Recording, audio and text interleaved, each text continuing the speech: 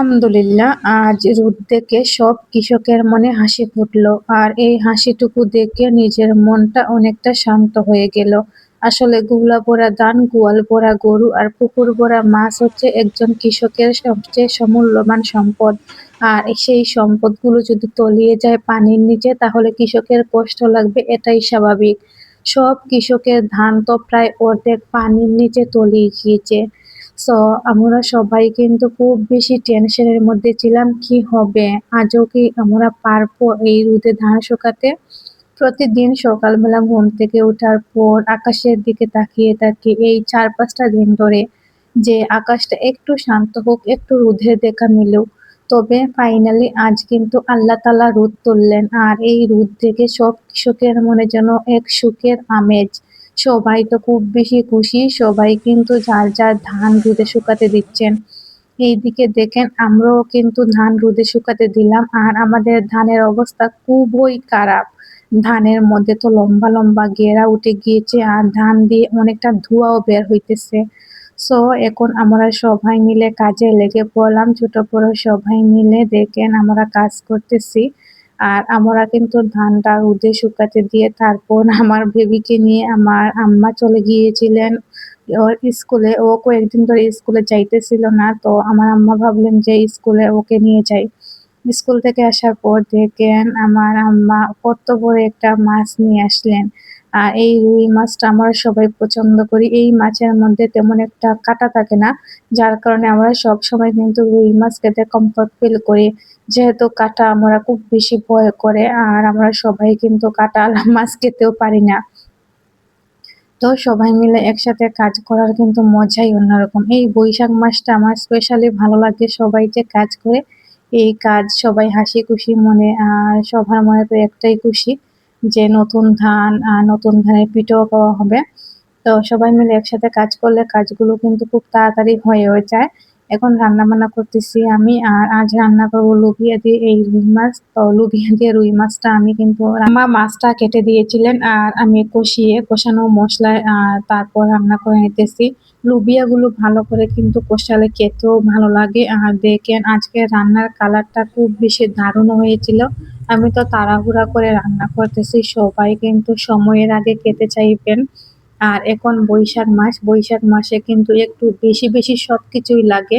যেহেতু কাজের চাপ, কাজের করলে দেখবেন যে পেটে খিদেও লাগে খুব তাড়াতাড়ি, আর খুব বেশি খেতেও ইচ্ছে করে।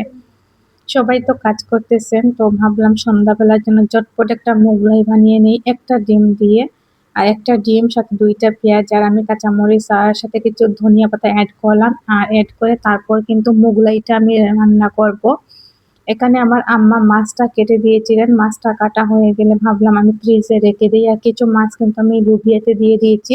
কিছু মাছ ফ্রিজে রেখে দিলে পরের দিন কাজে লাগবে। আর এখন কিন্তু যেহেতু বৈশাখ মাস, তো বৈশাখ মাসে কিন্তু সবকিছু মানে আগে থেকে যদি রেডি করা থাকে, তো রান্না করাটা কিন্তু খুব বেশি ইজি হয়ে যায়।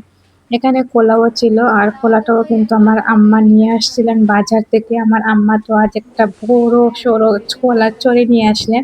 আমি ২টা জালের মধ্যে রেখে দিয়েছি যাতে নষ্ট না হয়। আমার আম্মাকে বললাম, আম্মা তুমি এত বড় কলার চড়ি কেন নিয়ে আসলে? আমার আম্মা তো বলেন আমি খেতে পছন্দ করি, আমার ছেলে খেতে পছন্দ করে, আর আমার মামাও খেতে পছন্দ করেন, যার কারণে কিন্তু এত বড় একটা চড়ি নিয়ে আসলেন। তো সন্ধ্যাবেলা নাস্তার জন্য ঝটপট একটা মোগলাই বানিয়ে নিতেছি। ২টা পরোটা বানালাম, যেহেতু আমরা পরিবারের সদস্য বেশি, তো আমার বোনকে বললাম তুমি ২টা পরোটা বানাও, তারপর আমরা করে নিব মোগলাই। আর এই মোগলাইটা কিন্তু সন্ধ্যাবেলা নাস্তার জন্য আমার কাছে পারফেক্ট আর খুব সিম্পল একটা রেসিপি বলে মনে হয়। I think that it is a very মানে ইন্টারেস্টিং রেসিপি। সো আপনারা কিন্তু একবার হলেও ট্রাই করবেন এই রেসিপিটা। এট দ্য মোমেন্ট আমরা কিন্তু এখন করে নিতেছি। সো এখন মোগলাই রেডি হওয়ার পালা। মোগলাইয়ের জন্য তো আমি ওয়েট করতেছি কখন মোগলাই হবে আর কখন আমরা খেতে পারবো। তো আমার বোন তাড়াতাড়ি করে দেখেন এখানে ফ্রাই করে নিতেছে। সাথে কিন্তু আমিও ছিলাম। ও তারপর নিয়ে যাবে ছাদের উপরে। ছাদের উপরে গিয়ে সবাই মিলে একসাথে খাবো। আর সবাই মিলে একসাথে খাওয়ার কিন্তু মজাই অন্যরকম। সবাই তো এখন মানে দেখতেছে যে কখন মানে কিরকম হবে এই মোগলাইটা। আসলে মোগলাইটা কিন্তু খুব বেশি দারুণ হয়েছিল। আমার খুব বেশি ভালো লেগেছে। আর জায়ান তো মানে খেতে চেয়েছিল। আমি তো জায়ানকে বললাম, "বাবা আজ তুমি ২ পিস খাও, পরের দিন তোমার জন্য আমি মানে অনেকগুলো করব।" ও খুব বেশি পছন্দ করে এই মোগলাইটা। তারপর দেখেন একটু ঢেঁড়স ভাজি করে নিতেছি, রাতের জন্য ঢেঁড়স ভাজি করব। আর এখন কিন্তু টাইম টু টাইম রান্না করা লাগে। যেহেতু মানে সবাই মিলে মানে পরিবারের সদস্য বেশি, তো এখন রাতের জন্য ঢেঁড়স ভাজি করে নিতেছি। সবসময় তো আর মাছ দিয়ে পারা যায় না। তো এখন ঢেঁড়স ভাজিটাও হয়ে গেল। গাইস, আমার ভিডিওটি ভালো লাগলে অবশ্যই লাইক কমেন্ট শেয়ার দিয়ে পাশে থাকবেন।